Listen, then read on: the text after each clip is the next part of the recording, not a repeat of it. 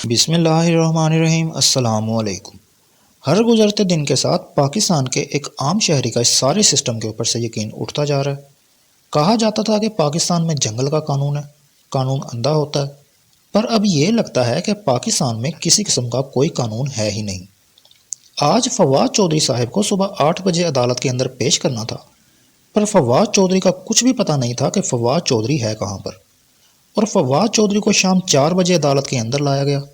ابھی شام 4 بجے تک فواد چودھری کہاں تھے، ان کو کہاں پر رکھا گیا اور ان کے ساتھ کیا کچھ کیا گیا، اس بات کا کسی کو بھی نہیں پتا۔ ویڈیو کو آگے بڑھانے سے پہلے میری آپ سے گزارش ہے کہ میرے چینل کو ضرور سبسکرائب کریں اور بیل کے آئیکن کو بھی لازمی پریس کریں تاکہ آنے والی تمام لیٹسٹ اپڈیٹ آپ کو ملتی رہے۔ ایک ایسا شخص جو قومی اسمبلی کا ممبر بھی ہو، جس کا ایک بھائی وکیل بھی ہو اور فیملی کے بہت سارے لوگ آرمی کے اندر بھی ہوں، اگر اس بندے کے ساتھ یہ سب ہو سکتا ہے تو آپ امیجن کریں کہ اگر فواد چودھری کی جگہ کوئی عام آدمی ہوتا تو اس کا ان لوگوں نے کیا حال کرنا تھا۔ اور جب فواد چودھری کو جوڈیشل مجسٹریٹ کے سامنے پیش کیا گیا تو فواد چودھری نے کہا ہے کہ مجھے 5 سے 6 دن ہو گئے ہیں گرفتار کیے ہوئے،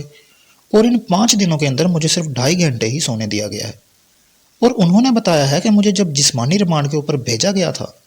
تب سے لے کر اب تک مجھے صرف گاڑی کے اندر ہی رکھا گیا ہے، اور پچھلے 48 گھنٹوں سے مجھے سڑکوں کے اوپر گھمایا جا رہا ہے،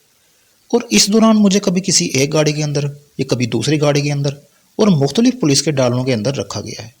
یعنی ایسی پولیس کی گاڑیاں جن کے اندر فواد چودھری کو سردی زیادہ لگے اس کے اندر ان کو رکھا گیا ہے۔ پولیس والوں نے ٹارچر کرنے کا یہ ایک نیا طریقہ ڈھونڈا ہے۔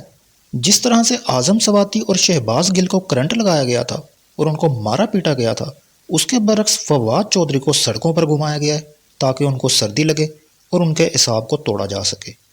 اور جو سب سے انٹرسٹنگ چیز سامنے آئی ہے وہ یہ ہے کہ آج پولیس کی طرف سے ایک درخواست مجسٹریٹ صاحب کو دی گئی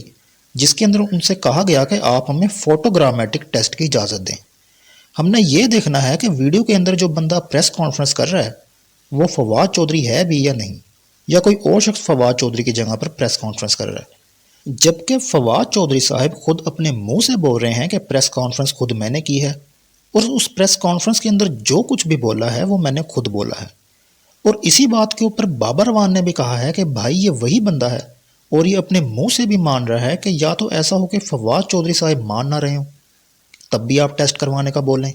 یعنی آپ اندازہ لگائیں کہ انہوں نے فواد چودھری کے اوپر ایک ایسا بے بنیاد کیس بنایا ہے کہ ان کو خود بھی نہیں پتا کہ ہم نے فواد چودھری کو کس جرم کے اندر پکڑا ہوا ہے۔ روز یہ لوگ نئی سے نئی بات نکال کر لے آتے ہیں تاکہ فواد چودھری کی گرفتاری کے ٹینیور کو آگے بڑھا سکیں اور فواد چودھری کو سبق سکھا سکیں۔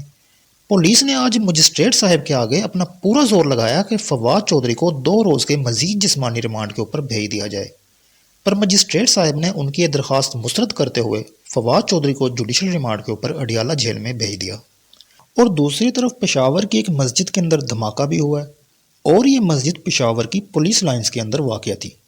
جس کے اندر 32 افراد شہید ہو گئے ہیں اور 150 کے قریب زخمی بھی ہوئے ہیں۔ اور یہ دھماکہ ظہر کی نماز کے دوران ہوا ہے، اور حملہ آور جماعت کی پہلی صف کے اندر کھڑا تھا۔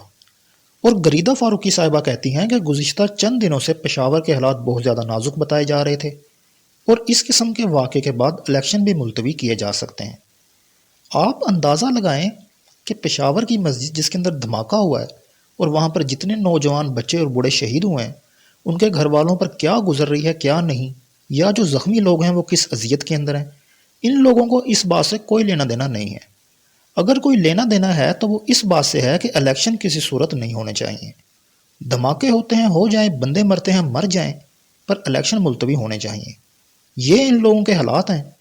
اور دوسرا سوال یہ بنتا ہے کہ اس سے پہلے ہماری سیکیورٹی ادارے کہہ رہے تھے کہ ہم نے دہشت گردوں کا ایک بہت بڑا گروہ پکڑ لیا ہے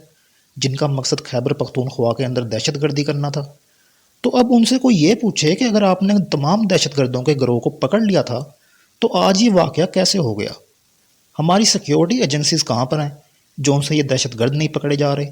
اور جو کالا کپڑا دہشت گردوں کے منہ پر ڈالنا تھا وہ کالا کپڑا آپ لوگوں نے فواد چودھری کے منہ پر ڈال کر اسے ایسے پیش کیا ہے جیسے سب سے بڑا دہشت گرد تو فواد چودھری ہے۔ پولیس لائنز کے اندر دھماکہ ہونا انتہائی تشویش کی بات ہے، کیونکہ وہاں پر ایک عام بندے تک ہی رسائی نہیں ہوتی۔ اگر اتنی سخت سیکیورٹی کے اندر بھی وہاں پر دھماکہ ہو جائے تو سوال تو اٹھیں گے ہی۔ ہماری پولیس کو اگر فواد چودھری جیسے لوگوں کو پکڑنے سے فرصت ملے تو وہ اور کسی بات پر دھیان دیں، پر ہماری پولیس کو صرف ایک ہی ٹاسک دیا گیا ہے، وہ یہ ہے کہ آپ نے فواد چودھری کو سبق سکھانا ہے، اور ایسا سبق سکھانا ہے کہ وہ دوبارہ اپنا منہ نہ کھول سکے۔